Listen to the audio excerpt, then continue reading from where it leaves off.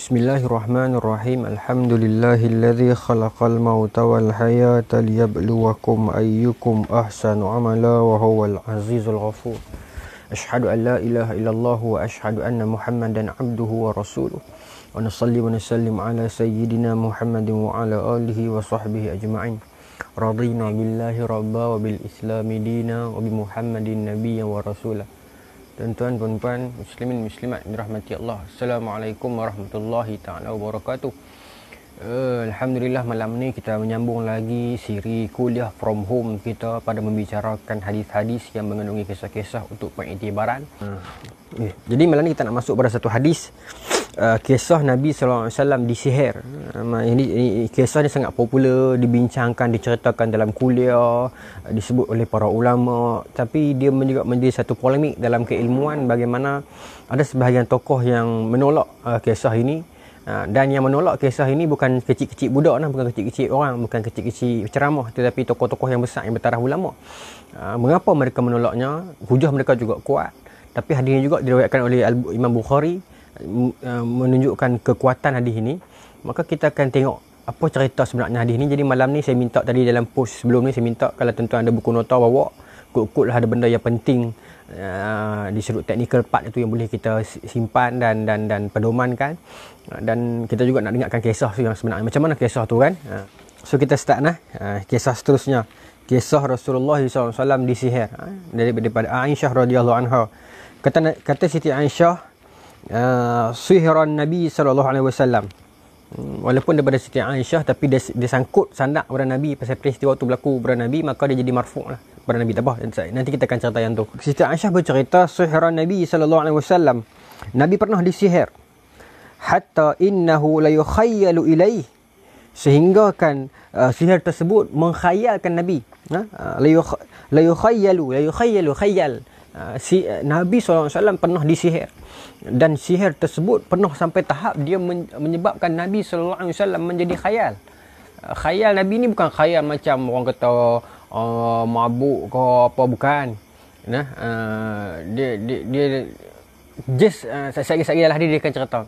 Dan ulama membincangkan sihir itu, nama sihir itu disebut sebagai sihir an-nam rijal. Tapi ini tak ada dalam matan tu. Kita tengok dalam syarah, diceritakan Al-Mufli Al-Hambali, dia katakan sihir ini bernama, dalam bangsa Arab dia bersebut sihir yang kena dekat Nabi ni, nama sihir itu adalah sihir an-nam rijal. Sihir an-nam rijal ini adalah the most powerful sihir yang ever sent to a person. Tidak pernah ada sihir yang paling hebat yang pernah dihantarkan kepada seseorang yang lain melainkan sihir an-nam rijal, nama dia. Sihir an-nam rijal ini memerlukan kos yang sangat tinggi, memerlukan kepakaran yang sangat hebat, memerlukan orang yang sangat berpengalaman untuk melakukannya. Risiko juga tinggi. Maka antara orang yang berjaya melakukan sihir ini akan diceritakan dalam ini. Labib, sesuatu orang Madinah. Tapi nama sihir tersebut an-nam rijal. Ini disebut oleh siapa? Al-Mufli Al-Hambali dalam syarah kepada hadis ini memberitahukan kepada kita bahawasanya sihir yang terkenal dekat Nabi, nama dia adalah an-nam rijal. That was a most powerful sihir that ever sent to people, to a person.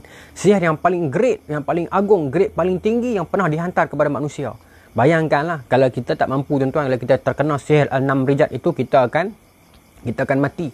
Kita kena, tuan-tuan, nature kepada bangsa Arab ini, selain daripada mereka itu pakar dalam membuat syair, mereka juga pakar dalam membuat sihir. Mereka juga, orang Arab ni disebutkan oleh lecturer kami, Dr. Suraya, menceritakan orang Arab ni juga ada satu kepakaran, iaitu membuat racun. Kepakaran mereka menjadi satu kepakaran kepada mereka. Okey, banyak lagi kepakaran Arab. Satu lagi kepakaran Arab ini saya pernah sebut dalam kuliah sebelum ini, bagaimana mereka ada ilmu untuk melihat bayi. Kemudian dengan hanya melihat kepada bayi itu, mereka boleh tahu bayi itu anak siapa. Dan telah diautoriskan keilmuan itu oleh Nabi SAW. Saya dah pernah cerita dalam kuliah sebelum ni, tuan-tuan boleh cek balik. Banyak nature orang Arab ni yang kalau kita kaji, banyak ilmu. Begitu juga orang Melayu. Nah, tetapi kenapa orang Melayu ini kita kurang membicarakan? Kerana kita tidak menulis. Ya. Kalau kita kaji balik tuan-tuan, berapa banyak petua-petua nenek moyang kita dulu bila kena orang kata apa, selumbak nak buah apa, bila luka nak buah apa, bila main bola kena tungau nak buah apa. Banyak sangat petua oleh nenek moyang kita dulu, tapi hari ini kurang dibicarakan. Terutamanya dalam isu-isu dalam petua-petua selepas pantang, dalam pantang selepas melahirkan anak. Banyak. Tetapi kenapa kurang dibicarakan, kurang dibanggai? Kerana apa? Kerana kita tidak menulis. Sedangkan dalam tamadun Cina, ubat-ubatan herba oleh bangsa Cina, mereka menulis. Ada buku perubatan tradisional Cina lama, dia menulis petua-petua lama, tapi kita tidak menulis. Maka menyebabkan hari ini kita khawatir pada satu masa yang hadapan nanti petua-petua nenek moyang kita dulu ini akan hilang. Kerana tidak ada generasi yang menulisnya. Saya tak tahulah di peringkat universiti sudah ada kajian ataupun tidak berkenaan dengan petua-petua nenek moyang kita dulu ini. Tetapi yang bersatu sekali yang penting adalah kita kena kumpulkan semua petua-petua itu dan kita kena bukukan agar kajian dapat dibuat in future pada masa depan. Ini penting. Sebab banyak petua-petua nenek moyang kita dulu, walaupun meskipun belum ada penjelasan sains, tetapi terbukti berkesan. Saya yang paling berkesan nak tungau tu bodun sirih tu kan. Banyak lagi lah kan. Selumbak, kemudian bawang tu buka luka lah. Macam apa bawang putih untuk sesama lah apa. Kita kena menulisnya. Saya sarankan kepada para penonton dalam video ni, siapa yang ada kesempatan masa untuk interview Tok ke Tok Nakan ke Tok Saudara ke siapa ke, tulis bukukan ataupun projek khas channel untuk Ibnu Rijal ni, kita kumpulkan dan kita bukukan satu compilation of book petua nenek moyang kita dulu.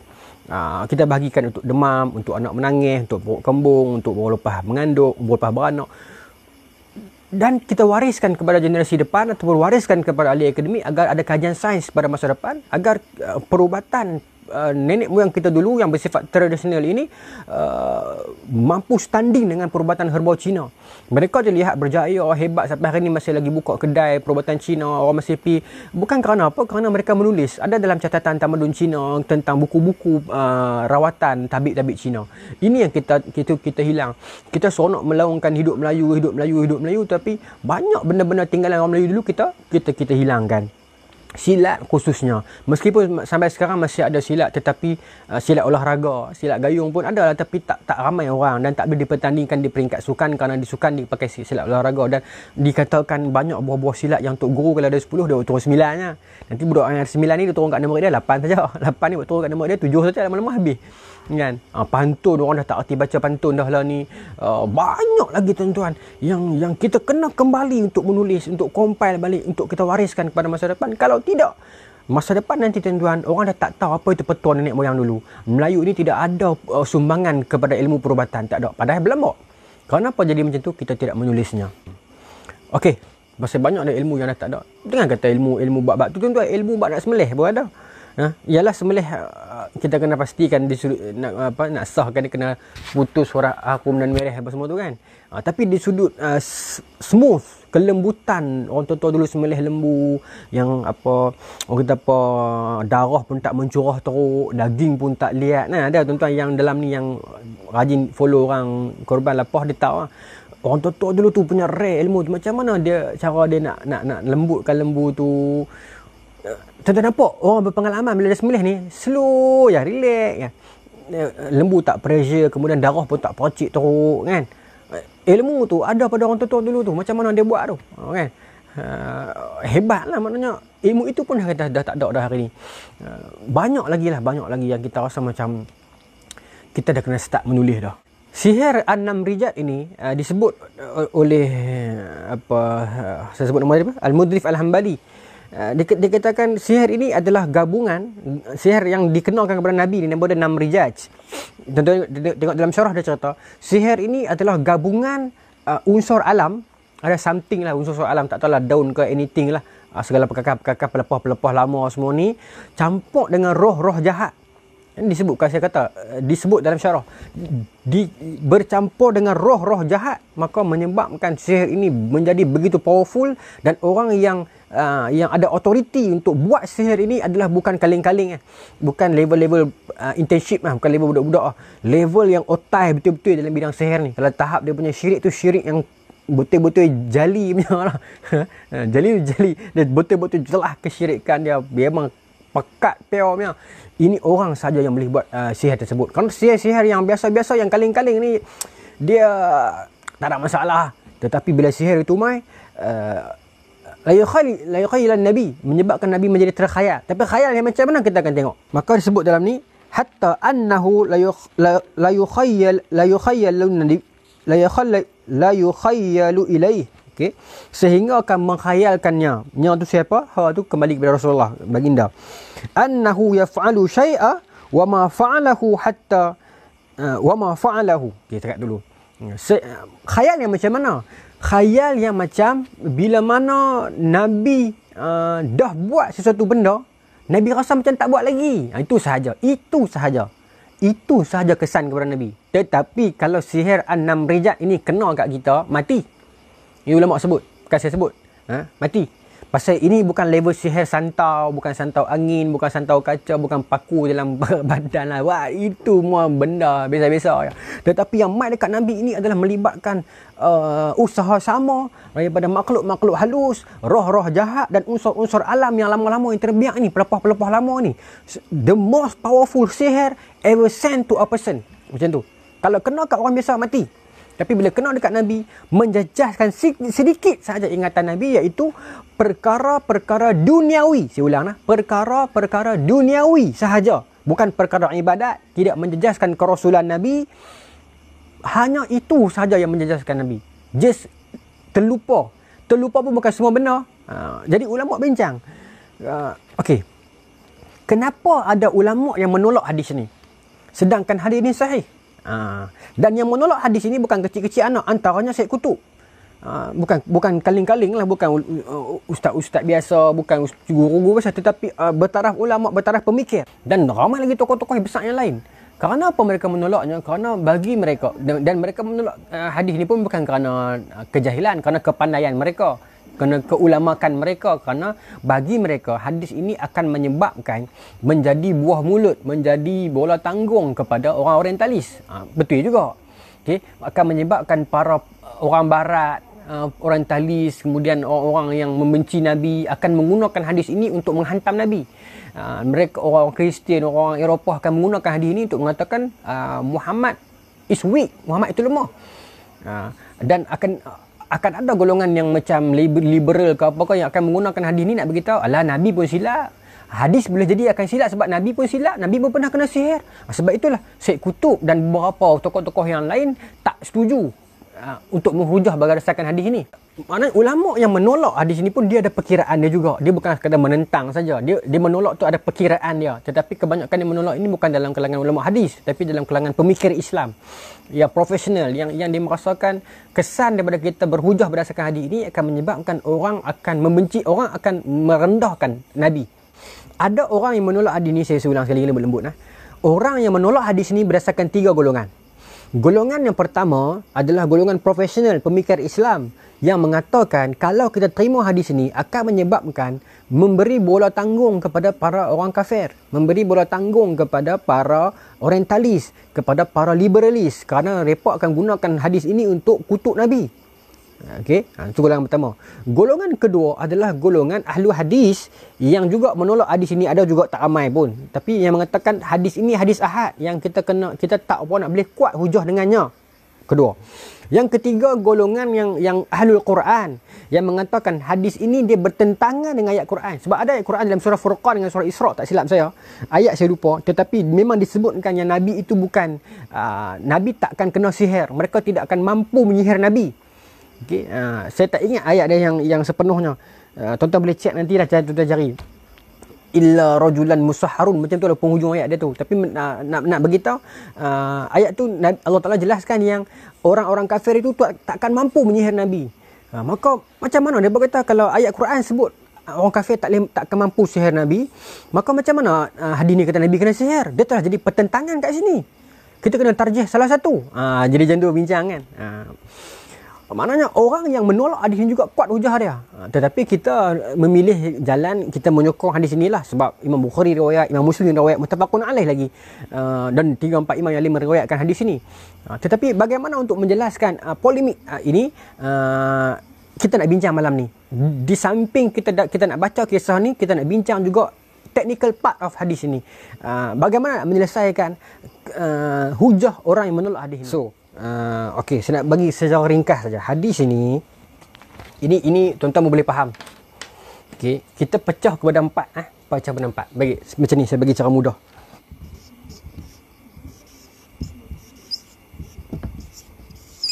Okey.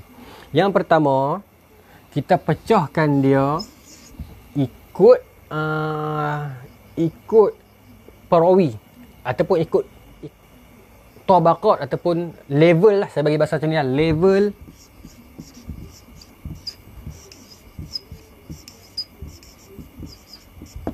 okay, pertama kita boleh pecahkan hadis ikut level perawi. Kalaulah perawi itu berhenti sampai dekat Nabi terus, ataupun kalau hadis tu serta sampai sandak dekat Nabi, kita sebut marfu'. Kalau dia berhenti setakat sahabat, kita sebut mauquf. Kalau dia berhenti setakat tabi'in, kita sebut maqtu'. Okey. Ini cara pertama nak bahagi dia. Cara pembahagian dia, pembahagian hadis ada 4 jenis pembahagian. Pembahagian yang pertama, kita bahagi ikut level perawi, level tingkatan tu. Kalau hadis tu cerita an Ali, an Ahmad, an Abu, an sahabat, an Nabi. Qala Rasulullah, Nabi kata. Marfu', dia sanad kat Nabi, dia terus pergi kat Nabi. Ada yang level sahabat saja cerita, maka dia jadi mauquf. Okey. Ada yang level tabi'in saja, maqtu'. Okey, baik. Yang kedua, hadis itu dia dinilai berdasarkan status dia bilangan sanad. Dinilai di sudut bilangan sanad. Yang ni sanad pi ahad tadi ni. Okey. Dia ada 2 jenis. Bilangan sanad ni ada 2 jenis. Yang pertama, dia panggil mutawatir. Hadis mutawatir ni maksudnya apa? Hadis yang sangat ramai orang riwayat dan penjumlahan periwayatan itu begitu ramai pada setiap tabaqat, pada setiap level, dan mereka tu duduk merata yang memustahilkan mereka itu boleh pakat nak menipu. Mutawatir. Hadis yang mutawatir ini paling jelas hadis itulah. Man kadzaba alayya muta'ammidan faltabu' maq'adahu minan nar. Itu mutawatir. Yang mustahil depa boleh pakat nak tipu sebab depa ada duduk merata, duduk zaman tak sama tapi bercakap benda yang sama. Mutawatir. Okey. Mutawatir pecah 2. Satu lafzi yang saya baca tadi, satu maknawi. Maknawi itu hadis-hadis Imam Mahdi, Nabi Isa dan so on. Okey, tak apa, saya tak mau pergi into detail lagi. Okey. Bilangan sanad ni pecahan dia ada mutawatir dan yang kedua disebut sebagai ahad. Ini bermain ahad. Hadis mutawatir, hadis ahad. Nampak tak? Hadis mutawatir, hadis ahad. Kategori A mutawatir, kategori ahad. Ahad ni pecah kepada 3. Yang pertama disebut sebagai masyhur. Hadis masyhur. Yang kedua hadis aziz. Yang ketiga hadis gharib. Okey. Masyhur diriwayatkan oleh 3 orang. Okey, dalam setiap tabaqat itu. Aziz 2 orang dan gharib 1 orang. Mutawatir lebih daripada 3, more than 3. Okey. Baik. Maka apa hukumnya Ustaz? Sahih ke, dhaif ke? Kami tak mau tahulah segala semua. Kami nak tahu sahih. Baru main nombor 3. Nombor 3 ini dibahagikan ikut kehujahan. Kehujahan ni dia pecah lah. Sahih, hasan, dhaif. Okey, dia pecah tu kehujahan. Daripada yang ni hujah ni dia nilai ikut apa? Ikut rawi, nanti rawi tu kuat tak kuat semua. Okey, kemudian yang keempat dia pecah ikut matan. Matan ini ada dua jenis. Satu disebut sebagai muhkam. Yang terbajak tu hadis hakam. Satu lagi dipecah ikut mukhtalif. Hadis yang ada perbezaan pada matan. Kuat dah. Sanad dia kuat dah. Semua ulama yang rawi ni kuat-kuat. Tiba-tiba matan ada masalah. Dalam mukhtalif ni lah dibincang tentang tentang gharibul hadis. Ini hadis gharib, ni gharibul hadis, tak sama. Kemudian dibincang tentang kalam-kalam yang tak diketahui gharib. Kemudian dibincang tentang muttarib. Menariklah tuan-tuan. Okey, tetapi hadis yang kita bincang ni dia kategori ahad. So dia either isyuan lah. Tetapi hadis ahad dia tertakluk kepada sahih pun boleh, hasan pun boleh, dhaif pun boleh, palsu pun boleh. Tapi ahad kategori ini, okey, either masyhur, aziz ataupun gharib. Okey, tuan-tuan clear dah yang tu. Okey. Okey, nampak tak? So kategori hadis yang sedang kita bincang ni duduk dalam kategori ahad. Ahad ni dia either antara masyhur, tiga orang pada setiap tabaqat, ataupun aziz, 2 orang pada setiap tabaqat. Aziz ni contohnya macam hadis okey, hadis ni la yu'minu ahadukum hatta ahabba ilaihi min walidihi wa walidihi wan nasi ajma'in. Itu aziz, ada dua orang riwayat pada setiap tabaqat. Gharib ni seorang ya. Okey, tapi gharib juga ada yang sahih. Walaupun dia gharib, walaupun dia seorang, tetapi ada yang sahih. Contoh apa? Hadis apa? Hadis innamal a'malu binniyat. Sayyidina Umar seorang lah. Tetapi hadis itu gharib, tapi dia sahih. Nampak? So dia perpecahan dia macam tu, pecahan dia. Kita boleh pecah ikut level perawi, kita boleh pecah ikut bilangan sanad, kita boleh pecah ikut kehujahan dia, kita boleh pecah ikut matan dia. Sebab tu ada orang tanya, ada sat-sat kata hadis ni mutawatir, sat-sat kata hadis ni sahih, yang mana satu? Nampak? Rumah tak sama. Bila disebut sebagai mutawatir, dia dinilai berdasarkan bilangan sanad dia. Kalau disebut dia ni sahih tak sahih, dia nilai berdasarkan kehujahan dia. Maka itu kaedah pembahagian dia. Okey, ada hadis yang macam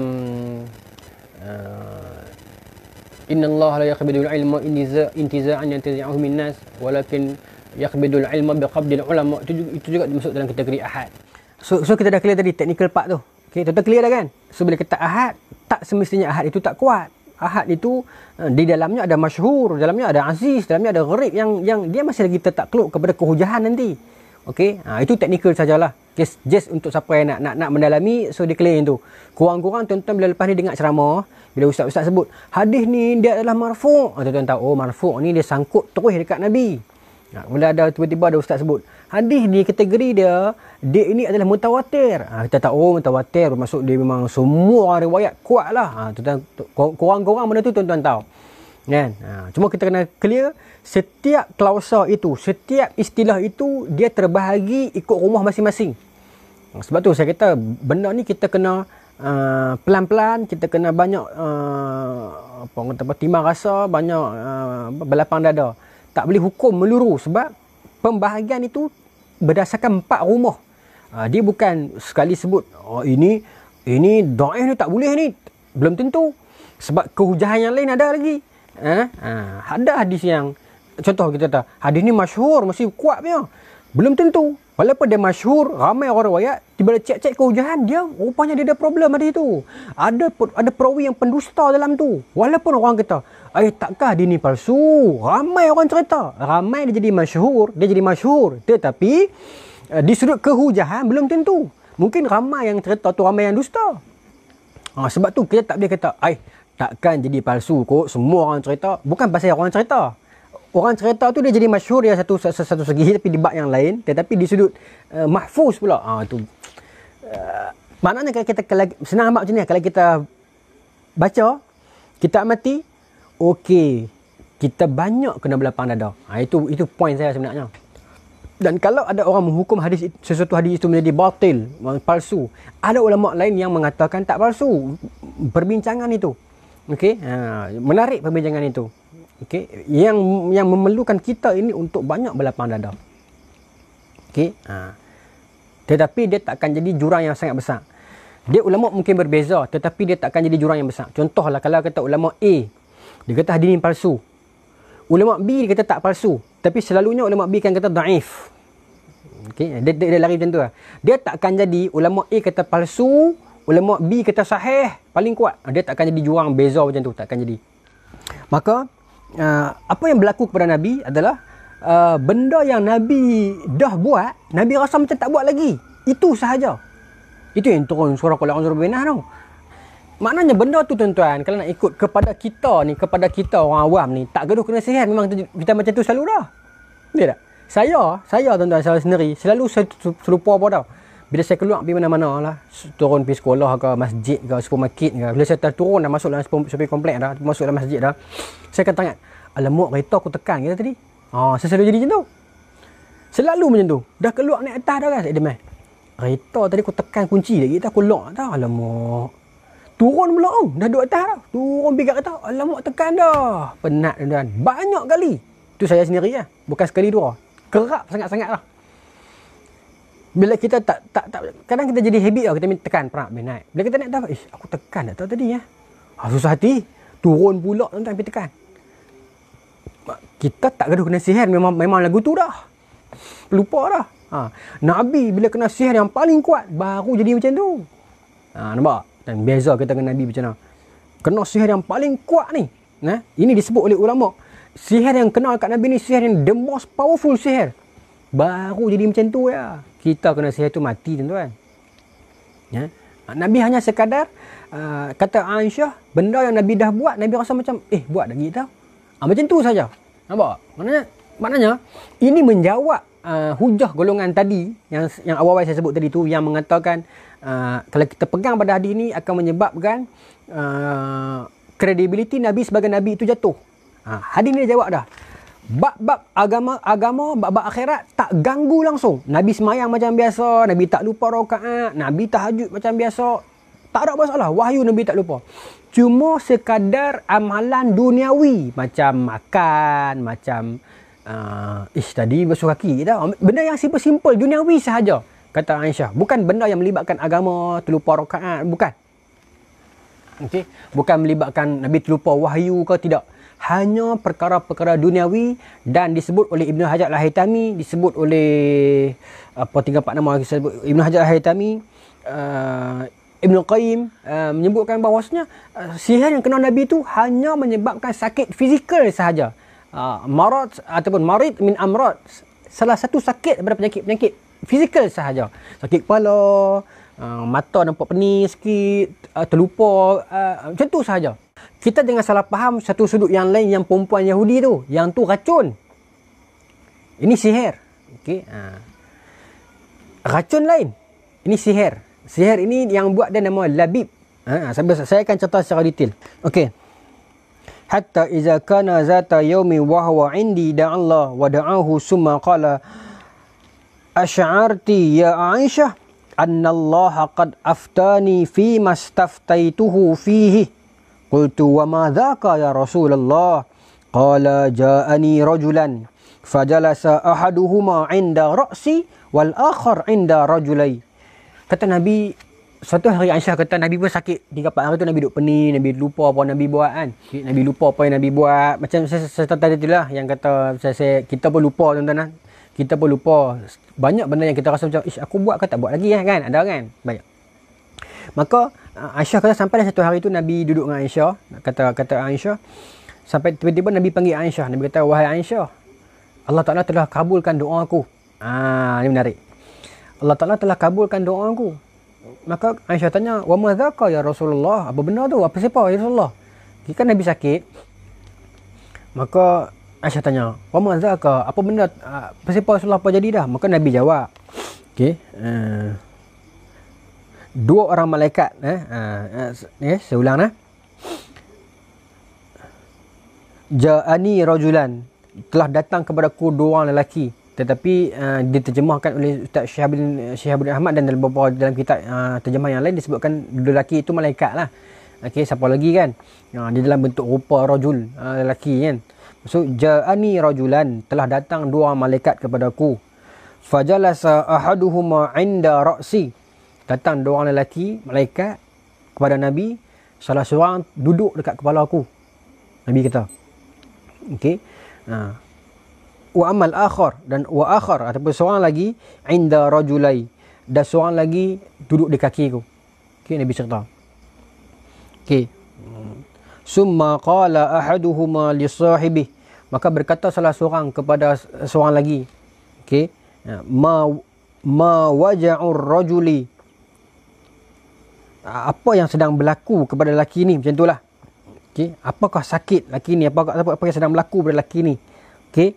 Qala matbubun. Okey, maka jawab lelaki seorang lagi tu, dia ni disihir. Depa berbincang, padahal Allah Taala takdirkan peristiwa ni sebab nak bagi jawapan dekat Nabi. Yang awak sakit selama ni tu, yang awak terlupa 2-3 hari ni adalah kerana awak disihir sebenarnya, wahai Muhammad. Awak disihir. So malaikat datang memberi jawapan. Okey, atas takdir Allah. Okey, atas izin Allah. Baik. Maka seorang lagi malaikat tu kata matbubun, dia ni disihir. Okey. Wa man tabbahu, maka malaikat tadi tanya, siapa yang sihir dia? Nampak? Allah Ta'ala datangkan kepada Nabi ilham ataupun jawapan, siap bagi tahu siapa yang buat. Satu, Allah Ta'ala bagi jawapan. Nabi ni husnuzon. Nabi tak suka tuduh siapa-siapa. Nabi tak suka sangka buruk. Ni Nabi sifat dia. Okay? Hebat sifat Nabi SAW ni. Dia tak mau tuduh siapa-siapa. Mungkin sakit biasa, mungkin pening sikit-sikit, mungkin terlupa. Tetapi bila Nabi doa, ya Allah, berilah jawapan, berilah petunjuk. Ya Allah, pasal ni aku 2-3 hari ni jadi pening, jadi lupa kan. Maka Allah Ta'ala datangkan jawapan dalam bentuk dialog dua orang malaikat di kepala dan kaki Nabi, bagi tahu innahu matbubun. Lelaki ini, itu Rasulullah, telah disihir. Malaikat seorang lagi tanya, man huwa tabbahu, siapa yang sihir dia? Qala Lubaid bin Aqsam. Lubaid bin Aqsam. Malaikat sebut nama tu. Qala, berkata malaikat seorang lagi, Al-Lubaid bin Aqsam, Al-Yahudi min Bani Zuraiq, seorang Yahudi daripada Bani Zuraiq. Okey. Qala fima dengan apa? Okey. Maka seorang malaikat ni jawab, Yahudi, Lubaid ini yang sihir. Maka malaikat seorang lagi tanya balik, fima zaka, dia sihir dengan apa? Nampak tak Allah Ta'ala bagi jawapan? Bagi jawapan sebab apa Nabi sakit, bagi jawapan siapa yang menyakitkan Nabi, dan bagi jawapan apa ingredient yang menyebabkan Nabi sakit. Nampak Allah Ta'ala punya jawapan details. Fima zaka, dengan apa dia disihir? Qala fi mustin wa musyatah wa juffin. Juffin, pelepah, juffin. Wa juffin tal'atin zakarin. Okey. Maka dijawab oleh malaikat seorang lagi, menggunakan helaian rambut. Menggunakan rambut, sikat dan kurma jantan kering. Qala, berkata malaikat tadi pula, Fa'aina huwa, di mana diletaknya benda tu? Kita faham lah nature of sihir. Dia akan buat sesuatu, something yang dia akan letak kat mana-mana. Itu nature of sihir. Okay. Bukan saya kata saya tak pandai, tapi berdasarkan hadis. Dia akan buat something, ramuan yang melibatkan unsur alam dan melibatkan roh-roh jahat, dan dia akan put somewhere. Itu nature dia. Dia kena macam tu. Malaikat seorang lagi tanya tadi, di mana dia letakkan benda tu, binatang tu, kakah tu? Maka dijawab oleh malaikat itu, fi bi'ri zi arwan. Dia, binatang tu ditanam dekat telaga ataupun dibubuh dalam telaga Arwan. Nama telaga tu telaga Zarwan. Fi bi'ri zi arwan, Zildarwan ataupun Zarwan lah, bahasa Melayu kita ni. Cuma orang bincang, adakah ditanam dalam tepi telaga ataupun dibubuh dalam telaga. Dalam matan yang lain, dalam riwayat yang lain disebutkan masa Nabi pi tu, Nabi nampak ayak dalam telaga tu keroh. Saya akan cerita, tapi tak ada dalam matan ni, matan riwayat yang lain. Baik. Maka bila dah tahu dah tempat tu di mana, qala fa dhahaban nabi sallallahu alaihi wasallam fin nas min ashabi ila bi'ri. Maka Nabi pun dah dapat jawapan dah. Nabi panggil sahabat-sahabat Nabi, berkumpul 3-4 orang. Pilah Nabi ke telaga tersebut. Okey, telaga apa ni? Telaga Zarwan. Telaga Zarwan nama dia. Okay, sebab saya cek dalam syarah dah sebelum ni dia tak mention rambut siapa. Cuma perbezaan dalam syarah adalah disebutkan siapakah Lubayt itu sebenarnya. Dia bincang Lubayt itu ada kata Yahudi, ada kata munafik, tetapi rapat dengan Yahudi. Kemudian dibincangkan juga nama sihir itu, ramuan sihir itu sahaja. Dengan kesan kepada Nabi. Dia tak cerita pula rambut tu rambut siapa. Sebab kita kena ingat tuan-tuan, kita sandak dekat Nabi sesuatu, kita kena ada dalil. Kita tak boleh main ada orang kata. Bahaya. Sebab kita sedang menyandarkan kepada Nabi walaupun hanya selai rambut. Unless ada riwayat yang lain menyebut memang rambut Nabi, kita terima. Saya tak tolak dan saya tak berani kata. Itu saya. Saya tak berani kata ya, saya tak berani kata tidak. Sebab yang saya duk cek 3-4 riwayat ni tak sebut rambut Nabi, dia sebut rambut saja. Mungkin ya, mungkin tidak. Okay. Kalau ada orang sebut rambut Nabi, mungkin mereka dah jumpa riwayat yang lain menyebut memang rambut Nabi. Okey, satu. Tapi kalaulah kita tak jumpa, tapi kita kata rambut Nabi, disebabkan kita nak main dengan logik, bahaya. Sebab kita sedang bermain dengan Nabi. Okey. Sebab dia akan jadi persoalan yang timbul. Kesan dia apa? Kesan dia adalah, contoh, kalaulah saya tanpa disiplin, saya terus kata memang rambut Nabi lah. Rambut siapa lagi? Ada sihir Nabi, rambut Nabi lah. Kalau saya tak ada disiplin, saya kata macam tu, orang akan tanya, macam mana dia boleh dapat rambut Nabi? Satu. Yang kedua, orang tanya lagi, siapa yang pergi ambil rambut Nabi bagi kat dia? Ada orang munafik ke dalam kalangan sahabat? Yang ketiga, kalau dia ni Yahudi ataupun munafik, macam mana dia boleh dekati Nabi sampai ambil rambut Nabi? Yang kelima, kenapa Nabi tak perasan kau? Dia akan timbul persoalan yang lain yang sangat banyak. Sebab tu saya tawakuf, saya stop setakat malaikat sebut rambut, sikat dan pelepah kurma kering. Cukup. Adapun kalau ada penceramah yang lain yang sebut rambut Nabi, mungkin mereka dah jumpa mana-mana riwayat yang kata memang rambut Nabi. Kita follow. Okay. Macam saya tak jumpa, saya tak berani kata ya, saya tak berani kata tidak. Tapi yang hadis ni nak kita tahu adalah apa? Kesan sihir itu. Bukan rambut siapa. Okay. Itu penting dia. Maka Nabi ajak para sahabat pilah dekat telaga Bi'ru Zarwan itu, telaga Zarwan itu. Kemudian bila sampai dekat situ, Aisyah ikut. Okey, sebab apa? Sebab saya kata Aisyah ikut sebab fanazara ilaiha wa 'alaiha nakhlun summa raja'a ila Aisyah faqala wallahi laka'anna ma, mungkin Aisyah tak ikut kot, raja'a ni kembali. So kembali kepada Aisyah dalam keadaan Aisyah ikut ataupun tidak. Saya rasa bukan lah. Aisyah tak ikut sebab raja'a, kembali kan. Okey, macam ni. Okey, Nabi pergi ke tempat itu, kemudian summa raja'a ila Aisyah faqala wallahi laka'anna ma'aha nuqa'atun al-hina walaka'anna nakhlaha ru'usa syaitan. Maka Nabi kata, masa Nabi balik dah, Nabi cerita ke Aisyah, perjalanan Nabi nak pergi kat telaga tadi tu, okey, perjalanan Nabi nak pergi ke telaga tadi tu, Nabi kata, aku tengok kawasan telaga tu, ayak dia keruh macam telah direndam oleh inai, hina kan? Tidak.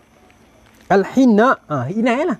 Okey, ka'anna ma'aha, aku nampak seolah-olah ayak tu keruh, kuning macam rendam dengan inai.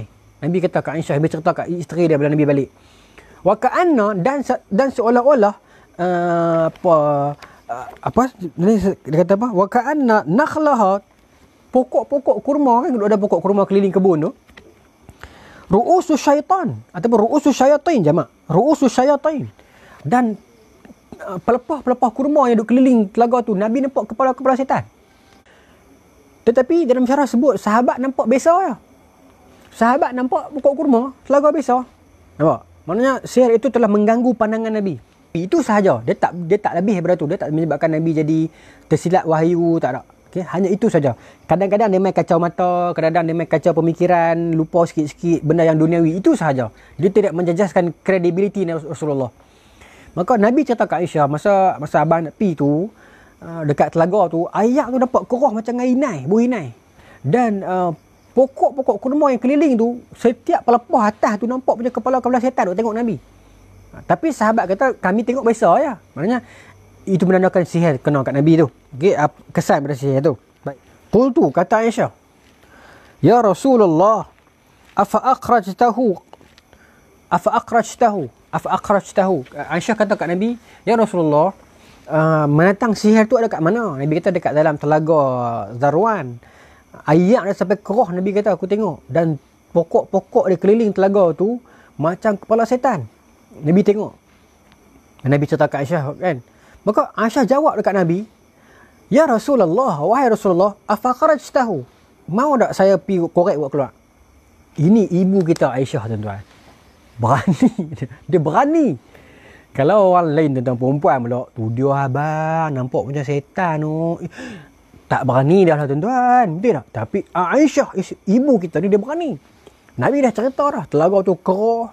Pokok-pokok kurma di keliling telaga tu Nabi nampak macam kepala setan. Cerita ke Aisyah. Aisyah boleh jawab macam ni. Afa kharajtahu ya Rasulullah. Nabi mau tak saya pergi korek buat keluar? Menetang tu. Tangkai tu. Oh, tuan-tuan berani. Ini Siti Aisyah, Ummul Mukminin. Satu orang wanita besi yang berani. Ini bawa Iron Lady. Dia tak banyak cerita kalau sihir ke pokok setan ke apa ke. Ni isteri yang berani. Abang mau tak saya pergi buat keluar? Saya pergi korek buat keluar. Ini Aisyah. Afa kharajtahu ya Rasulullah. Ya Rasulullah, nak saya pergi korek buat keluar, nak saya pergi lempak bang. Ini Aisyah, dia berani. Okey. Siapa yang kata ni? Aisyah lah, sebab dah hadis sebut qultu, saya berkata, afa kharajtahu ya Rasulullah, nak saya buat keluar tak? Qala, kata Nabi, la, tak payah. Amma anna faqad afanillah wa syafani wa khashaitu anna usawwira 'ala an-nas minhu syarran wa amara biha fadufinat. Maka Nabi dah tak payah. Sebab kata Nabi, saya telah pun disembuhkan oleh Allah Ta'ala. Ya? Kata Nabi, anna faqad afanillah wa syafani. Saya telah disembuhkan oleh Allah. So there is no need untuk bawa keluar lah benda tu. Dan Nabi kata lagi, usawwira 'alan nas minhu syarra. Dan aku takut manusia akan ambil kesempatan daripada tangkai itu akan bawa kepada kejahatan. Mungkin bila Aisyah buat keluar nanti ada orang tengok, orang mula nak kaji ke, orang mula nak pergi buat kajian ke, orang mula nak buat ke, orang mula nak try reka tengok ke kan. Anything yang Nabi kata, Nabi risau benda tu akan menjadi medium kejahatan kepada manusia. Luaslah skop dia, iaitu mungkin orang akan pergi ambil benda tu, kaji tengok konten dia apa. Mungkin orang akan pergi ambil benda tu untuk nak try buat tengok ke. Mungkin hanya orang ambil benda tu tanpa ada ilmu, tapi dia sekadar buat untuk nak menakutkan orang saja ke. Maka Nabi kata tak payah. Wa amara biha fadufinat. Dan kata Nabi, aku menyuruh para sahabat untuk kambuh terus telaga tu. Senang. Daripada ayat Nabi ni, saya ulang an usawwiru 'alan nas minhu syarra. Nabi takut daripada Aisyah bawa keluar tangkai tu, nanti orang tengok, takut menjadi sumber kejahatan. Okey. Daripada hadis ini kita dapat ambil pengajaran dia apa? Orang-orang yang mengamalkan perubatan Islam, nasihat saya, bukan tak baik sebut nasihat, saya tak pandai. Nasihat hadis, tak payah tunjuklah tangkai tu kat orang. Itu saja bagi saya lah, saya punya pendapat. Kalau sekadar nak tunjuk dekat tuan yang kena sihir tu mungkinlah kot. Okey. Tetapi untuk tunjuk dekat Facebook, untuk tunjuk dekat media sosial, untuk rakam di YouTube, untuk ambil gambar upload, saya sendiri secara peribadi berdasarkan ilmu daripada hadis ini, saya tak setuju. Sebab Nabi tak bagi bawa keluar. Nabi kata apa? Nabi takut usawwiru 'alan nas minhu syarra, menjadi sumber kejahatan kepada orang. Bermaksud mungkin orang akan ambil untuk belajar. Mungkin orang akan ambil untuk recharge balik benda tu, jadi ada ilmu balik. Mungkin orang akan gunakan ramuan yang dia kaji tu untuk belajar sendiri ke, ataupun mungkin orang just dia ambil ramuan itu bentuk macam tu, dia just nak gempak orang lain. Kod mana pun Nabi kata tak payah tunjuklah kat orang. Fa amara wa amara biha fadufinat. Aku menyuruhnya agar dikambus. Kambus bahasa KL apa? Timbus, tanam. Simpan saya tak tahulah, tapi untuk tunjuk, untuk promosi, ini jenglot, ini tangkai ini. Kan dia jadi fenomena kan, orang nak pergi merawat orang, bawa live pergi kat atas. Korek-korek, pulang, ni nampak tak ni, bubuh ni. Tak payah.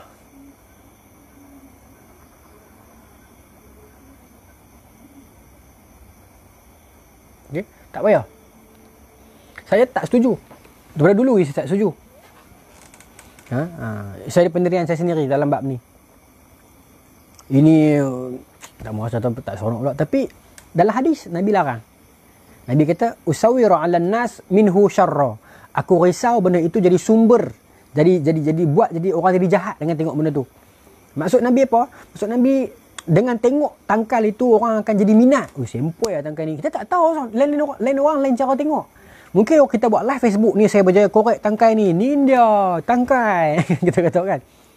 Orang yang tengok kata, oh, na'udzubillah, tak maulah. Tapi kita tak tahu orang yang tengok yang lain. Mungkin orang tu, oh macam ni rupanya aku nak try buat tengok. Aku dah geram kat bekas tunang aku ni. Dia tak guna. Aku nak try buat tengok. Kita tak tahu tuan-tuan. Sebab tu Nabi larang. Nabi kata, wa amara biha. Aku telah menyuruh agar rufinat akan ditanam. Kambus terus, jangan keluar dah. Kambus dengan telaga-telaga sekali. Kambus dengan telaga-telaga sekali. Timbus terus, jangan tengok dah. Ini kita saya buat live kot dah. Alhamdulillah saya berjaya buat keluar dah tu dia. Nah. Kan? Tengok ni saya bakar. Nak bak apa ni kat orang? Bahaya kan? Pasal pandangan mata manusia tak sama. Mungkin sebahagian besar di antara kita akan kata, wah hebat lah. Kan? Wah na'udzubillah. Tapi sebahagian kecil yang lain yang tengok, bentuk dia macam tu no. Dia buh jarum kat situ. Kain kuning lah. Dia pergi cari. Bahaya tak tuan-tuan? Bahaya. Pasal tu, pengamal perubatan Islam, bagi saya tak perlu tunjuk lah. Kalau dia nak tunjuk juga dekat mangsa, saya tak tahulah itu. Okay? Sebab Nabi pun diceritakan oleh malaikat kan, ramuan dia kan. Tapi untuk tunjuk umum sampai tahap live Facebook, saya tak setuju. Okay? Tapi kalau nak buat juga tak apalah. Saya bukan layak nak menghalang pun. Tapi berdasarkan hadis, Nabi kata apa? Nabi risau benda tu kan jadi minhu syarra, jadi sumber kejahatan orang.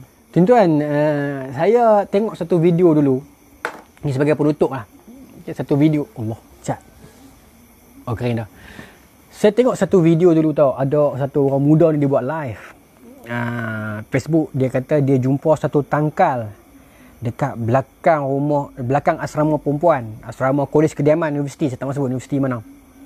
Dan dia bakar. Patung. Lepas tu bila orang cari balik, owner tu cerita patung tu, bear tu bukannya tangkai, itu bear kitchen. Kan dulu zaman kita sekolah, kalau saya sekolah saya ingat, kita akan pakai bear tau, jadi kitchen bukan kucing motor. Maksudnya siapa pakai tu kalau ada cekang lah, kalau ada kemas lah, dia sweet lah. Budak ni kata, yang tu bukan tangkai Ustaz, yang tu ni kitchen motor ya, jatuh buang belakang kolej Kediaman. Kita apa pergi ambil, saya dah menghapuskan, membatalkan saya ni. Akhirnya jadi lawak balik. Tu bahaya. Tu bahaya juga kadang-kadang kita nak live semua benda pun. Budak tu bukan tangkai, ni kitchen motor. Tak pakai lempak belakang tingkap. Kita berjumpa berkemain tu dia. Anasir saya buat lagu tu. Ana bakar Ana bakar viral, orang cerita, owner tu cerita balik tu kitchen saya lempak. Tergelak kat saya. Tak ada viral masa tu, tapi group student kami tengok lah. Ustaz, kenapa ada yang disiar sampai mati tidak dapat berubat dan kematian disebabkan sihat? Itu takdir dia lah. Cuma kalau Zahir Ismail, kalau dia mati mazlum, dia mati terzalim, syahid dia. Itu kelebihan untuk dia. Saya ada pendirian yang berbeza dalam bab sihir ini. Okey. Dan saya minta maaf lah, orang nak kata saya ni macam tak tahu lah, tapi saya kurang lah untuk nak pakai hujah jin kan, tangkap jin, lepas tu jin tu akan cerita MH370 duduk kat mana, ada kan video tu kan, tangkap jin tu akan cerita COVID ni siapa hantar. Saya minta maaf lah, saya tak tahu lah, saya bukan nak merendahkan orang lain, tapi kalau saya tak saya kurang setuju dan kurang percaya. Kalau macam tu mudah tuan-tuan, tak perlu ada CSI, tak perlu ada FBI, tak perlu ada penyiasat, tak perlu ada special branch, tak perlu ada intelligence, tak perlu ada James Bond, tak perlu ada apa. Tangkap satu orang perempuan, masuk jin dalam badan dia, tanya ada semua benda. Kan? Kalau macam tu. Dan kalau boleh buat macam tu pun, sejauh mana kita percaya kepada betulnya kata-kata jin. Sihir itu memang wujud. Yes, saya tak nafikan. Tapi bukan semuanya sihir. Okey. Satu lagi ni kesan dengan jin ni. Saya tak tahu lah di YouTube ada video orang nak share tu, satu orang lelaki tu dia tangkap satu orang perempuan, dia tanya perempuan tu, Dajjal ni dari mana? MH370 ni jatuh kat mana? Perempuan tu abang. Lepas tu yang terbaru video yang sama, dia tanya pula COVID ni dari mana? Dan ada orang share video tu dan orang mempercayainya. Saya tak setuju, saya minta maaf. Tapi saya 2 tahun saya ikut Haji Luqman, bapa mertua Syah Muslim, dalam memerangi sihir dengan rawatan Islam itu saja yang saya dapat tahu lah. Dia offer untuk mengajak saya tak mau. Saya takut saya tak mampu bawa. Saya bukan satu orang yang paling layak untuk bercakap dalam bab itu. Okay? Tapi dalam bab yang bertentangan dengan nas, kita boleh bercakap je lah kan. Sekadar pendapat. Pengalaman saya tu tanya, saya rapat dengan tu Haji Luqman, dia cerita memang ada sihir yang terlalu kuat. Ada yang tak kuat mana, ada yang buang dia masuk balik, ada. Dan ada juga tempat yang berhantu, yang buat aku mana pun tak boleh hilang kat tempat tu. Duk ada situ lah kan. Ada juga, saya tak tahulah, dunia misteri ni kena tanya ahlinya. Tapi sekadar saya duk tanya kawan-kawan, guru-guru ni, dia jawab macam tu lah. Santau, semua ni sihir lah kalau nak ikut. Semua ni sihir je lah. Sihir tu umum dia, tapi sihir ni ultimate punya matlamat dia untuk yufariqu bainal mar'i wa zawjihi kan, nak memisahkan pasangan-pasangan, suami dengan isteri, ayah dengan anak, adik-beradik dengan adik-beradik, bos dengan pekerja, pelanggan dengan peniaga. Itu tujuan sihir. Tujuan sihir tidak ada lain melainkan yufariqu, memisahkan bainal mar'i wa zawjihi, pasangan dengan pasangannya. Temu orang hurai syarah yang lebih, dalam tafsir yang lebih luas mengatakan pasangan itu bermaksud bukan suami isteri saja, anak dengan mak, adik-beradik dengan adik-beradik, jiran dengan jiran, peniaga dengan pembeli kan. Sebab ada orang kata sihir tak boleh kena pada badan yang lemah. So macam mana Nabi boleh kena sihir? Adakah Nabi lemah? Itu yang golongan yang menolak tu pakai hujah tu. Mana golongan yang menolak itu pun niat dia baik. Tetapi ulama bincang, kalau nak ikut Nabi kena, berlambak dah Nabi kena, tapi Nabi tak kena. Kuat badan Nabi. Cuma satu saja dia jadi kat Nabi tu sebab sekadar Allah Ta'ala nak beritahu kat kita yang Nabi juga manusia. Macam tu. Dan kenapa sangat minimal kesan dia kepada Nabi. Okay, itu sahaja. Okay. Itu kisah Nabi disihir. Terima kasih banyak-banyak. Kita akan sambung next time. Saya tak tahu bila nanti saya akan post iklan dia. Hadis apa yang akan kita bincangkan nanti, saya akan cari. Yang pastinya hadis, dan juga dalam dia ada kisah yang boleh kita pedomankan bersama. Putih salah kan, terayau tengok ah. Amboi. Dia tak mau hilang putih ni. Memanglah putih dah, tapi tak ada putih merah ni. Wih, pelik ah. Jadi putih kan?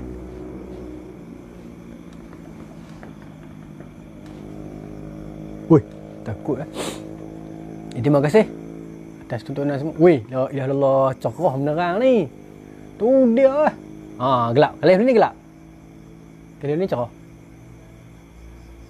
Muka sebelah putih, sebelah gelap ni. Kali ni gelap. Kali ni cerah.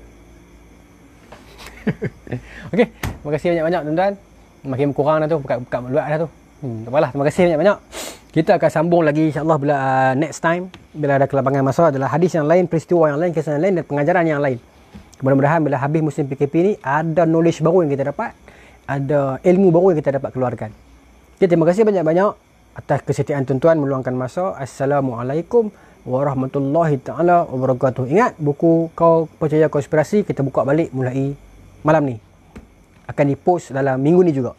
Okay, untuk bacaan sepanjang musim PKP. Assalamualaikum warahmatullahi taala wabarakatuh. Hubungi Zam, nombor yang saya pin tu. Bukan Kimon tau, Zam bawah tu. Okey, assalamualaikum warahmatullahi taala wabarakatuh.